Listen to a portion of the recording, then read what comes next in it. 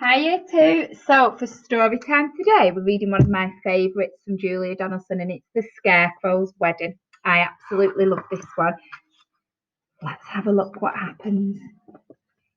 Betty O'Barley and Harry O'Hay were scarecrows. They scared lots of crows every day.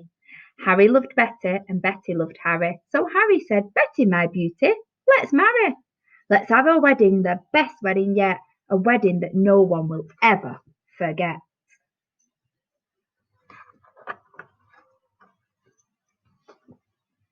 Betty agreed, so they hugged and kissed. Then Betty said, Harry dear, let's make a list. Just as you say, answered Harry O'Hare. So they wrote down the things they would need on the day: a dress of white feathers, a necklace of shells, lots of pink flowers, 2 rings, and some bells. Then Harry gave Betty O'Barley his arm, and the Scarecrow set off on a hunt round the farm. They hadn't gone far when they spotted some geese. Oh, geese, if you give us a feather apiece, you can come to our wedding, the best wedding yet, the wedding that no one will ever forget. We will, honked the geese, and they each gave a feather. A special friend offered to sew them together. Hooray, cried the scarecrows. They hugged and they kissed, and they hurried back home and crossed dress off their list. Then Harry gave Betty O'Barley his arm, and they set off once more on their hunt round the farm. They hadn't gone far when some cows gathered round, and the bells round their necks made a wonderful sound. Ring-a-ding-ding, ring-a-ding-ding. Oh, cows, will you please come and make your bells ring for our wonderful wedding, the best wedding yet, the wedding that no one will ever forget? Yes, mooed the cows, we can tinkle our bells. Then a crab scuttled up with a necklace of shells. Some mice found 2 rings in a bin. They were certain the rings had belonged to an old farmhouse curtain. Hooray! Cried the scarecrows. They hugged and they kissed. Pink flowers are the only things left on our list. Then Harry said, Betty dear, I can find those. Why don't I pick some while you have a doze? Pink flowers, buzzed a big stripy bee. I can find a field of pink flowers. Follow me.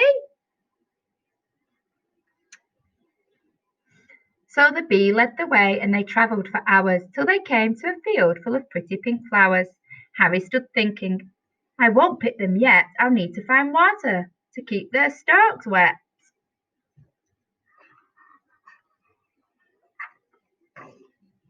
Just follow me, croaked a lumpy old toad. There's a lovely wet pool at the top of this road.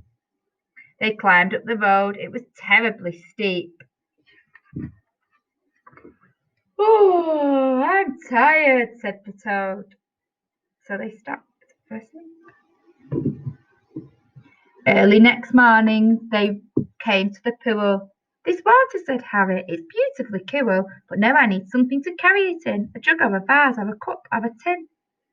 I think I can help, said a small squirrely snail. I can show you the way to a very fine pail. So the snail and the scarecrow set off on their way. But the snail was so slow, it took more than a day. Betty was worried.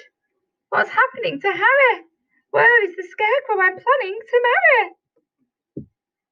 The farmer came by with a frown on his face, and he made a new scarecrow to take Harry's place. Good day, said the scarecrow. I'm Reginald Rake. He took Betty's hand and gave it a shake. Together, he told her, we make a fine pair. You're really quite pretty apart from your hair.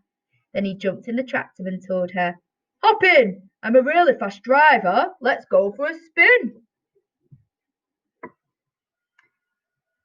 But Betty said, No, I must wait here for Harry. He's the scarecrow I'm going to marry. We're planning our wedding, the best wedding yet, the wedding that no one will ever forget. Reginald laughed. You'll be waiting forever. Forget about Harry. I bet he's not clever. I must be the cleverest scarecrow alive. I can sing lots of songs, I can dance, I can drive. I'm dashing, I'm daring, I'm cool as can be. I can even blow smoke rings, just watch me and see. And he took out a big, fat cigar from his packet. The farmer had foolishly left in his jacket. But smoking is bad for you, Betty exclaimed. Really, you ought to be feeling ashamed. Don't be a fusspot, said Reginald Rake. My smoke rings are staggering, make no mistake.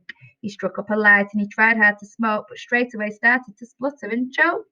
What happened next was completely unplanned. The lighted cigar tumbled out of his hand. It fell to the ground and it started a fire. Betty screamed, "Help!" as the flames flickered higher. But Reginald Rake, "I'd better be off," and he bounced away with a terrible cough. Then suddenly who should appear on the farm but Harry O'Hare with a pail on his arm. "Betty!" cried Harry. "My own future wife!" He poured on the water and saved Betty's life. Then they picked the flowers, they hugged and they kissed, and they said, "Now that's everything crossed off our list." So Betty O'Barley and Harry O'Hare wed one another the very next day. And everyone, even the snail who was late, said, "Don't they look happy and don't they look great?" This they agreed as they sprinkled confetti on Harry O'Hare and his beautiful Betty. It's the best wedding ever, the best wedding yet, the wedding that no one will ever forget.